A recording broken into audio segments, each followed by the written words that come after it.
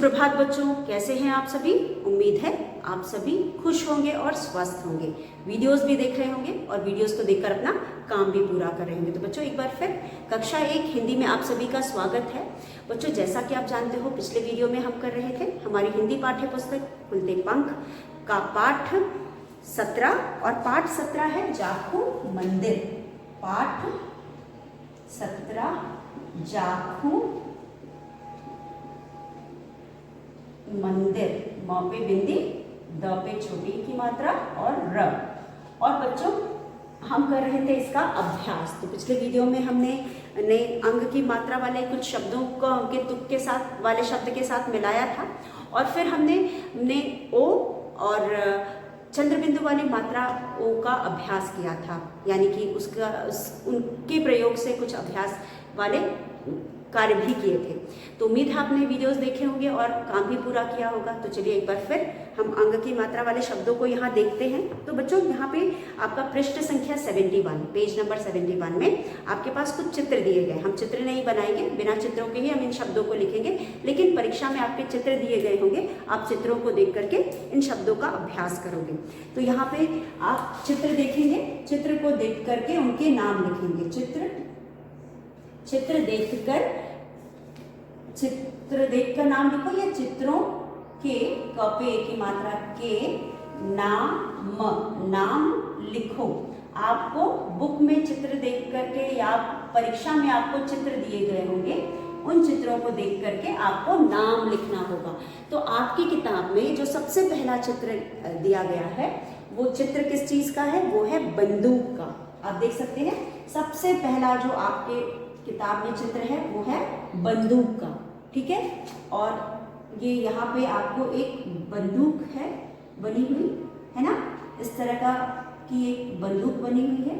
ये है बंदूक और यहाँ पे ऐसा है कुछ, जैसे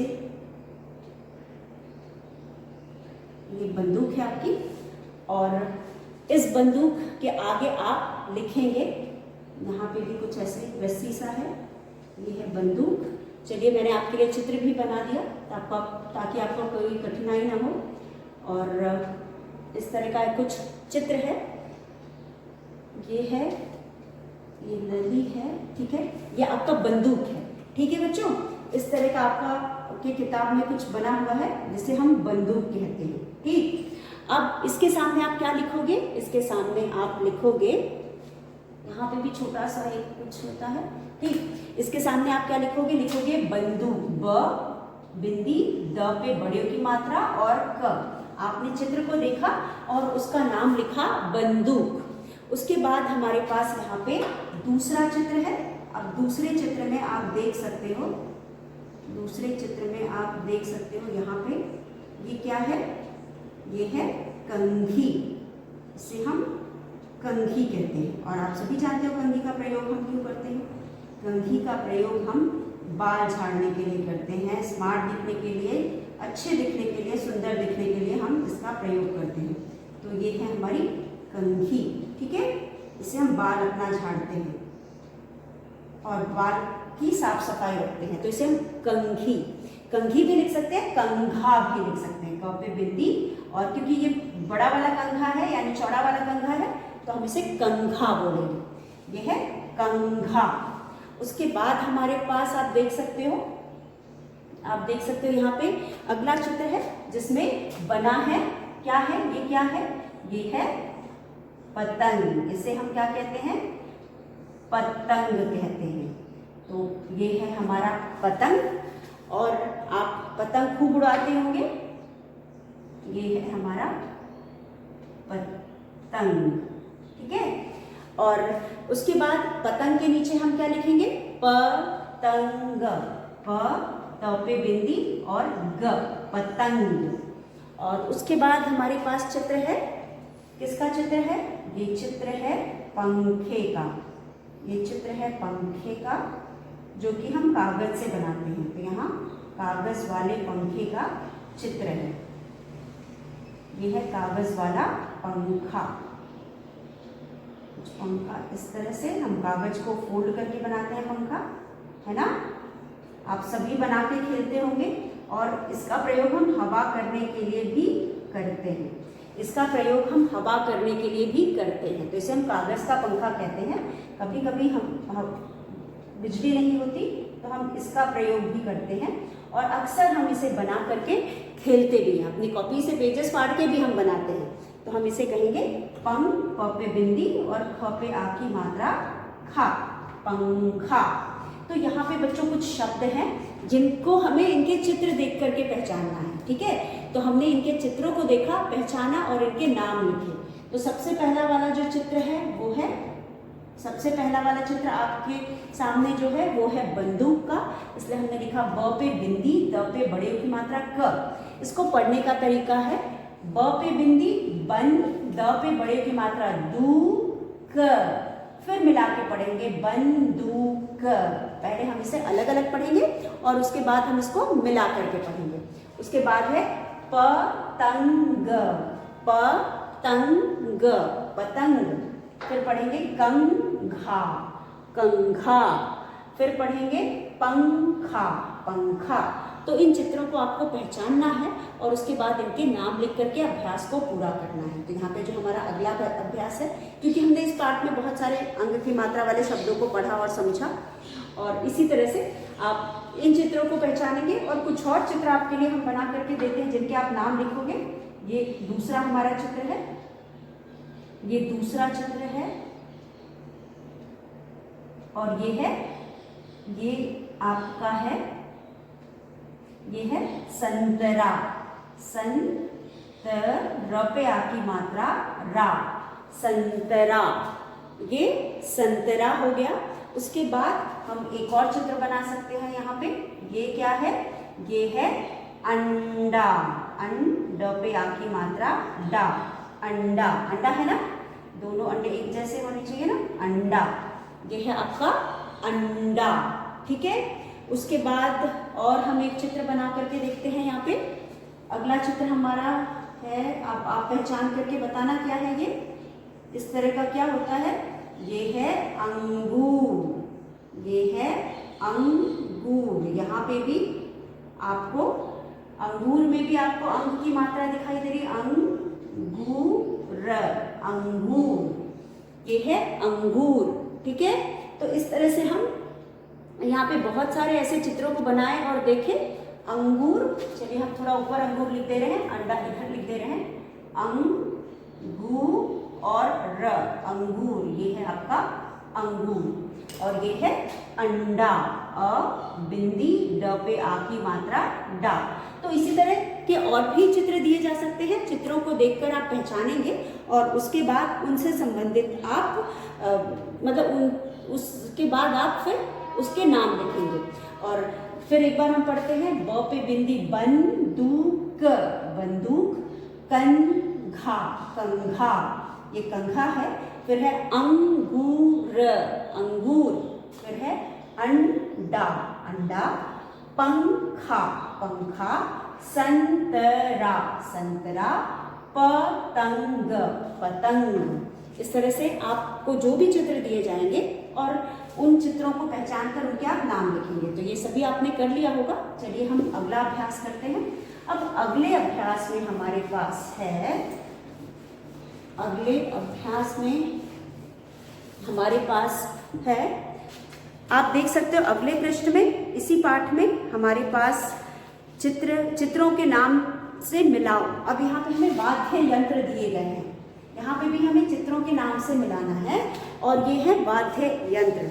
तो यहाँ पे आप देख, वाद्य यंत्र का मतलब होता है म्यूजिकल इंस्ट्रूमेंट, जो म्यूजिक जिससे प्रोड्यूस होता है, जिससे हम म्यूजिक निकालते हैं और गाते समय भी बजाते हैं, बिना गाने के साथ भी हम इनको बजाते हैं। और जब हम गाने के साथ बजाते हैं तो गाना और भी अच्छा हो जाता है और उसका और भी हमें आनंद आता है उसे सुनने में। तो यहाँ पे आप देख सकते हो कि जो हमारा, तो आप देख सकते हो कि जो हमारे बुक है इसमें हमें सबसे पहले हारमोनियम का चित्र दिया गया है और इसलिए हम उस चित्र को हारमोनियम के साथ मिलाएंगे। तो यहाँ पे पहला चित्र किसका है? हारमोनियम का। अब मैं आपको चित्र नहीं बना रही हूँ, समय लगेगा। हारमोनियम, न पे छोटी की मात्रा य म। अगर आपको चित्र दिया जाता है तो आप हारमोनियम को पहचान करके उसके सामने हारमोनियम लिखोगे। उसके बाद हमारे पास है यहाँ पे सितार है, तो दूसरा चित्र है सितार का। आप सितार को पहचानोगे और उसके साथ सितार के चित्र के साथ सितार के साथ मिलान करोगे। उसके बाद हमारे पास है तबला। तबला के साथ आप मिलाओगे त ब ल पे आ की मात्रा ला, तबला के साथ आप मिलाओगे। उसके बाद हमारे पास है बांसुरी। आप बांसुरी के साथ मिलाओगे, ब पे आ की मात्रा, स पे छोटे ओ की मात्रा, र पे बड़ी की मात्रा, बांसुरी। उसके बाद हमारे पास अगला चित्र है गिटार का, तो उसको आप गिटार के साथ मिलाओगे, गिटार के साथ मिलाओगे। और उसके बाद वाला चित्र जो हमारा है वो है ढोलक का, तो 6 में आप लिखोगे ढ पे ओ की मात्रा, ढो ल और क, ढोलक। तो आप उसको ढोलक के साथ मिलाओगे, तो ये है ढोलक। तो पहला चित्र हमारा है हारमोनियम का, आप हारमोनियम के साथ मिलाओगे। दूसरा चित्र सितार का है, आप सितार के साथ मिलाओगे। तीसरा चित्र तबला का है, तबला के साथ मिलाओगे। चौथा बांसुरी का है, बांसुरी के साथ मिलाओगे। गिटार का है, गिटार के साथ मिलाओगे। और ढोलक का है, ढोलक के साथ मिलाओगे। और इस तरह से इनको मिलान करोगे। इन सबको पहचानना, आप ये अभ्यास हम इसलिए करें क्योंकि हमें सारे वाद्य यंत्र पता होने चाहिए और हम उनको पहचानते तो हम बहुत सारे हैं, लेकिन ठीक नाम हमको पता है कि नहीं, ये जानकारी होने के लिए हम ये अभ्यास कर रहे हैं। उसके बाद बच्चों, ये अभ्यास होने के बाद हमारी अगली जो इस पाठ की का अंतिम अभ्यास है वो है एक कविता। और ये जो कविता है इस पाठ के अंत में है और इसमें भी हमने अंग की मात्रा का प्रयोग किया है। चंगी नहीं, न ह पे बड़ी की मात्रा और बिंदी नहीं, लड़ाई, चंगी नहीं लड़ाई। अब ये जो कविता है, इस कविता में आप सभी ने कविता पढ़ी है, समझी है और आप सभी जानते हो कि इस कविता के माध्यम से हमने ये जाना कि हमें लड़ाई नहीं करनी चाहिए। इस कविता में हमने देखा कि जो भालू और बंदर दोनों कहाँ रहते हैं, जंगल में रहते हैं। और बच्चों, आपने अक्सर देखा होगा कि जंगल में रहने वाले जानवर ही नहीं बल्कि हम भी आपस में लड़ते झगड़ते हैं, क्योंकि हमारे विचार एक दूसरे से नहीं मिलते, यानी कि हमारी पसंद नापसंद अलग अलग होती है और या फिर किसी एक चीज़ के लिए भी हमारी लड़ाई हो सकती है। तो कविता में ऐसा कुछ नहीं दिया है कि हम ये दोनों किस लिए लड़ रहे हैं, लेकिन लड़ाई तभी होती है जब हमें कोई एक चीज़ पसंद दोनों को होती है, हम उसके लिए लड़ते हैं, या फिर हमारे विचार अलग अलग होते हैं, और या फिर कभी कभी हमारी आपस में बहस हो जाती है किसी बात पे, तब हम लड़ते हैं। लेकिन कोई भी कारण हो, किसी वस्तु के लिए लड़ाई हो, किसी और भी कारण से लड़ाई हो, लड़ाई अच्छी चीज़ नहीं होती। इसलिए इस कविता में कहा गया है कि चंगी नहीं लड़ाई, चंगी नहीं लड़ाई, चंगी अच्छी नहीं लड़ाई। क्या अच्छी नहीं है? लड़ाई अच्छी नहीं है। तो लड़ाई कभी भी अच्छी नहीं होती, क्योंकि उसमें हम दोनों जो भी लड़ते हैं दोनों का नुकसान होता है और उसके अलावा सामान का भी नुकसान होता है। आसपास की चीज़ें जिसके जरिए हम लड़ाई कर रहे होते हैं उनका भी नुकसान करते हैं। तो हमें कभी भी आपस में लड़ना नहीं चाहिए, चाहे छोटी लड़ाई हो, 2 लोगों के बीच में लड़ाई हो, या बहुत से लोगों के बीच में लड़ाई हो, या किसी देश के बीच में लड़ाई हो।